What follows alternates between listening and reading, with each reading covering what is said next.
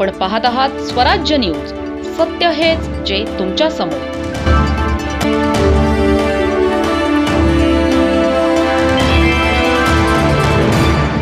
रोडवरील विक्रेत्यामुळे वाहतूक कोंडीने जयवंत पाटील यांचा बळी घेतला. धुळे शहरातील आकाशवाणी केंद्राजवळ श्रीकृष्ण कॉलनीत राहणारे सेवानिवृत्त बँक अधिकारी जयवंत रामदास पाटील वय 74 यांचा भाजीपाला विक्रेत्यांच्या वाहतूक कोंडीने बळी घेतला.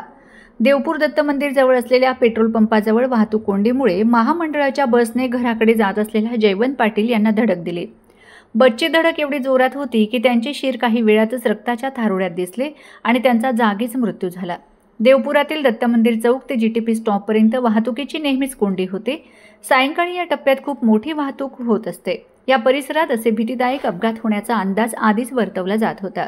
आकाशवाणी केंद्राजवळील श्रीकृष्ण कॉलनीत राहणारे जयवंत पाटील हे बस धडकेने अपघाती मृत्यूत, मात्र त्याच वेळी शहराकडे येणाऱ्या महामंडळाच्या बसने त्यांना जोरदार धडक दिली. त्यामुळे त्यांच्या डोक्यातून मोठ्या प्रमाणात रक्तस्राव झाला आणि त्यांचा जागीच मृत्यू झाला. काही नागरिकांनी या घटनेची माहिती पोलिसांना दिली. पोलिसांनी जयवंत पाटील यांना शासकीय रुग्णालयात दाखल केले, पण त्यांना मृत घोषित करण्यात आले. साप्ताहिक तोपचे संपादक अरुण पाटील यांचे ते ज्येष्ठ बंधू होते. या बाबतीत परिसरातील नागरिकांची तीव्र संतापाची लाट उसळली आहे. हा चौक इतका धोकादायक झाला. विद्यानगरी परिसरातील विद्यार्थी देखील या ठिकाणी ये जा करतात, पण सुरक्षा म्हणून शहर वाहतूक शाखेचे पोलीस कर्मचारी नसतात, म्हणून येथेच वाहतूक सुरू असते. सुसाट वाहने धावतात, यांना आवरणारं कोण असा प्रश्न निर्माण झाला आहे. देवपूर परिसरातील नागरिकांच्या सुरक्षेशी आणि जीवनाशी खेळ करणाऱ्यांवर मनुष्यवधाचा गुन्हा दाखल केला पाहिजे, असे भाजपाचे ललित माळी यांनी म्हटले आहे. राजकारण हे लोकसेवेसाठी असलं पाहिजे, पण काही विरोधकांनी केवळ विरोधासाठी विरोध करत देवपूर परिसरातील नागरिकांच्या सुरक्षेला थेट तडा दिलाय. नवरंग पाण्याची टाकी परिसरात आमदारांनी भाजीपाला व फळ विक्रेत्यांना कायमस्वरूपी व सुरक्षित जागा उपलब्ध करून दिली होती, मात्र काही विरोधकांनी या उपक्रमालाच खोडा घालून विक्रेत्यांना पुन्हा रस्त्यावर बसायला भाग पाडले. यामुळे रस्त्यावरची गर्दी वाढली, नागरिकांचा जीव धोक्यात आला आणि शेवटी वालखेडा येथील सुधाकर पाटील यांच्या अपघाती मृत्यूची ही दुःखद घटना घडली. या मृत्यूला जबाबदार ठरणारे म्हणजे तेच विरोधक ज्यांनी नागरिकांच्या सुरक्षेवर, विक्रेत्यांच्या उदरनिर्वाहावर आणि वाहतुकीच्या सोयीवर राजकारण केलंय. आमदार साहेबांनी विक्रेत्यांना दिलेली जागा ही विकास आणि स्थैर्याचं प्रतीक होते, पण विरोधकांना जनतेचा फायदा दिसेनासा झाला. उलट त्यांनी जनतेच्या पोटावर लाथ मारत अराजकतेचं राजकारण केलं. देवपूर परिसरातील नागरिकांच्या सुरक्षेशी आणि जीवनाशी खेळ करणाऱ्यांवर मनुष्यवधाचा गुन्हा दाखल व्हायलाच हवा. हे प्रकरण साधं राजकारण नाही, हा समाजाशी केलेला गुन्हा आहे. जनतेच्या जीवाशी खेळून राजकीय पोळी भाजणाऱ्यांना जनता कधीही माफ करणार नाही. आमदारांनी जागा दिल्यानंतरही विरोध चालू ठेवणाऱ्या जबाबदार विरोधकांवर तात्काळ मनुष्यवधाचा गुन्हा दाखल करावा. काल सायंकाळी महापालिका प्रशासनाकडून व पोलीस प्रशासनाकडून या परिसरातील भाजीपाला विक्रेत्यांना तात्पुरती कारवाई करत पाठविण्यात आलाय. आज रोजी 29/9/2025 दत्त मंदिर चौक ते जीटीपी स्टॉप या ठिकाणी बस खाली एक मनुष्य चिरडून त्याच्या आज मृत्यू झालेला आहे. मृताचं नाव जयवंत रामदास पाटील. आज या बसवाल्याने एक निष्पाप माणसाला चिरडून इथं फक्त ह्या भाजीपालावाल्यांमुळे, या गर्दीमुळे आज एक मनुष्य मृत पावलाय. त्याच्यावर अधिकारी कोण जबाबदारी घेईल? आज या मृत माणसा, निष्पाप माणसाचा मृत्यू झालेला आहे फक्त या अतिक्रमामुळे. आमची मागणी एवढीच आहे, इथून हा रस्ता पुरा अतिक्रमण पीडब्ल्यूडी असो की महानगरपालिका असो, हे अतिक्रमण आता पाहिजे. संध्याकाळपर्यंत खाली व्हायला पाहिजे. वाघ साहेबांनी पीआयने सुद्धा 100 लेटर दिले आहेत पालिकेला, सगळ्यांना लेटर दिले. आमदार रोहित पवार यांच्या वाढदिवसानिमित्त पूजा अर्चा व चादर अर्पण. राष्ट्रवादीचे शप आमदार रोहित पवार यांच्या वाढदिवसानिमित्त धुळे शहर राष्ट्रवादी काँग्रेस पक्षाने विविध कार्यक्रमांचे आयोजन केले होते. दिनांक 29 सप्टेंबर हा राष्ट्रवादीचे युवा नेते आमदार रोहितदादा पवार यांचा वाढदिवस. हे औचित्य साधून पक्षाचे संघर्षशील युवा नेतृत्व आहे. त्यांच्या वाढदिवसाच्या निमित्ताने पक्षाच्या कार्यकर्त्यांनी खानदेश कुलस्वामिनी एकविरादेवी मंदिरामध्ये पूजा अर्चा करून देवीला आहेर अर्पण केला. रोहितदादा पवार यांच्या दीर्घायुष्यासाठी प्रार्थना केली. तसेच धुळे शहरातील हिंदू मुस्लिम ऐक्याचे प्रतीक प्रसिद्ध अंजनशाह दाता सरकार या ठिकाणी चादर अर्पण करून रोहित पवार यांच्या दीर्घायुष्य व यशस्वीतेसाठी प्रार्थना केली. यावेळेस पक्षाचे रणजितराजे भोसले, जितू पाटील, सुभाष पाटील, निखिल मोमया, मंगलदास वाघ, कुणाल वाघ, डी.टी. पाटील, वैभव पाटील, राजू चौधरी, स्वामिनी पारखे, समद शेख, सोनू वारू, शफीक शेख यांच्यासह इतर कार्यकर्ते, पदाधिकारी मोठ्या संख्येने उपस्थित होते. कापसाची बोंडे सडून गेली, धान पिके नष्ट झाली, महसूल विभागाने तात्काळ पंचनामे करावेत, शेतकऱ्यांची मागणी. धुळे जिल्ह्यात निसर्गाच्या प्रकोपामुळे कापूस पिकाचे मोठ्या प्रमाणावर नुकसान होत असून कापूस लाल होऊन झाडावरच बोंडे सडून गेलीत. प्रचंड प्रमाणात नुकसान झालेले आहे. त्याचप्रमाणे मका, कांदा, ज्वारी, बाजरी, फळपिके, भाजीपाला इत्यादी पिकांचं मोठ्या प्रमाणावर नुकसान झालंय. धुळे तालुक्यातील धनूर, कापडणे व आजूबाजूच्या परिसरात पिकांच्या नुकसानीची पाहणी करताना धुळे जिल्हा ग्राहक संरक्षण समिती अशासकीय सदस्य प्रवीण प्रकाश पाटील, आदर्श शेतकरी साहेबराव कोळी, सामाजिक कार्यकर्ते शरद गणपत बोरसे, रवींद्र जगन्नाथ चौधरी, विलास पुंडलिक शिंदे, देविदास आनंदा चौधरी, अमृत दामू चौधरी, सुनीलाल गोकुळ पाटील, आनंदा मधुकर शिंदे, अर्जुन विश्राम शिंदे, भास्कर शिवदास शिंदे, धनूर गावातील शेतकऱ्यांनी नुकसानीची पाहणी केली. त्यात महसूल विभागाकडून तात्काळ पंचनामे करण्यात यावेत अशी मागणी नुकसानग्रस्त शेतकऱ्यांनी केली आहे.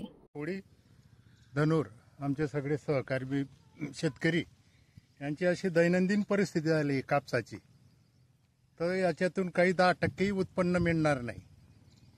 तर याचा तात्काळ पंचनामा करून सरसकट धनूर गावाचे हे करायचं, पंचनामा करून सरसकट लाभ देण्यात यावा ही एवढी विनंती करतो. मी रवींद्र जगन्नाथ चौधरी धनूर येथून बोलत आहे.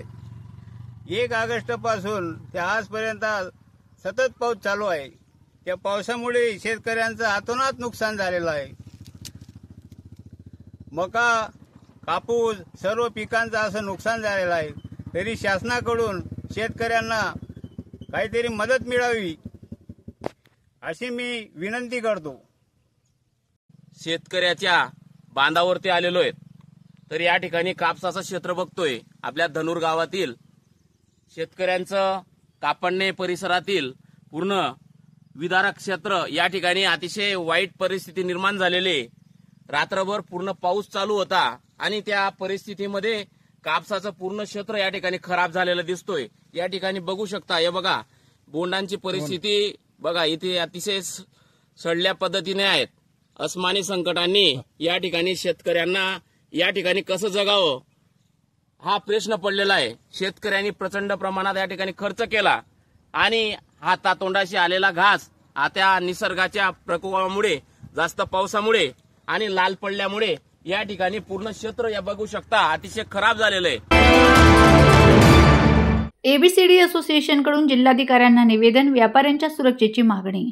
धुळ्यातील गल्ली क्रमांक 4 येथील धुलिया ट्रेडरचे मालक गोकुळ गंगाधर बधाण यांच्या दुचाकीवर ठेवलेली लाखो रुपयांची रोकड काल रात्री चोरट्यांनी लांबवल्याची घटना घडली. या घटनेमुळे व्यापारी वर्गात भीती आणि दहशतीचं वातावरण निर्माण झालंय. या संदर्भात ABCD association of business and commerce तर्फे जिल्हाधिकाऱ्यांना निवेदन देण्यात आले. असोसिएशनचे अध्यक्ष सुभाष काटेचा यांनी सांगितले की गल्ली क्रमांक 3 व 4 मध्ये होलसेल व्यापाऱ्यांची मोठी बाजारपेठ असून दररोज कोट्यावधी रुपयांची उलाढाल होते. व्यापाऱ्यांचा सायंकाळी रोकड घरी नेण्याचा नित्यक्रम चोरट्यांना माहिती असल्याने अशा घटना घडत आहेत. आधीच दुष्काळ, किमतींचे चढ उतार आणि तीव्र स्पर्धेत व्यापारी अडकले असताना या चोरीमुळे व्यापाऱ्यांची चिंता वाढली आहे. बाजारपेठेत पोलिसांची गस्त वाढवून व्यापाऱ्यांना सुरक्षितता द्यावी आणि चोरीचा तातडीने तपास करून न्याय द्यावा अशी मागणी निवेदनातून करण्यात आली आहे. निवेदनावर अध्यक्ष सुभाष काटेचा, उपाध्यक्ष गोकुळ बधाण, खजिनदार सुधाकर पाचपुते, सेक्रेटरी किशोर गिंदोडिया, नितीन मोदी, घनश्याम खंडेलवाल, राम रोहिडा, अमोल भोकरे, ललित वाणी आदींच्या स्वाक्षऱ्या आहेत. आपली दुकान बंद करून घरी जात असताना त्यांच्या दुचाकीवरनं लाखो रुपयांची पिशवी लंपास झालेली आहे. अज्ञात चोरट्याने पापणी लावायच्या आत ही दुर्घटना घडलेली आहे आणि या चोरीमुळे गल्ली नंबर 3, गल्ली नंबर 4, गल्ली नंबर 5 आणि ऊस गल्ली या भागातील सर्व व्यापारी भयभीत झालेले आहेत आणि त्यामुळे या चोरीचा ताबडतोब प्रशासनाने, पोलीस प्रशासनाने छडा लावावा आणि आमच्या व्यापाराला रिकव्हरी परत मिळावी ही विनंती करता आणि या निवेदनाकरता आज आम्ही धुळे कलेक्टर ऑफिसमध्ये जमलेलो आहोत. दुसरी गोष्ट अशी आहे की या तिन्ही गल्ल्यांमध्ये धुळे महानगरपालिकेतर्फे कोणती लाईटची व्यवस्था नाही. अंधार असल्यामुळे सुद्धा त्या चोरट्यांचं फावलेलं आहे.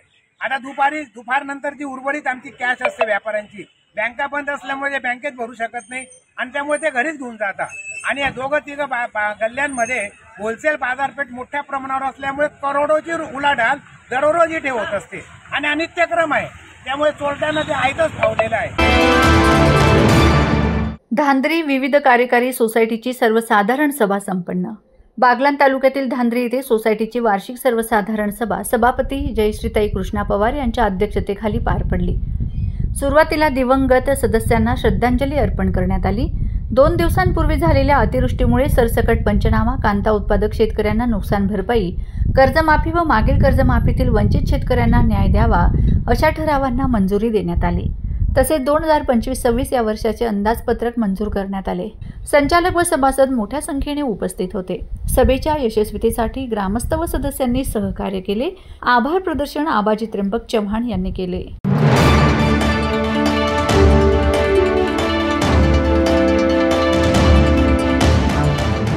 आपण पाहत आहात स्वराज्य न्यूज. सत्य हेच जे तुमच्या समोर.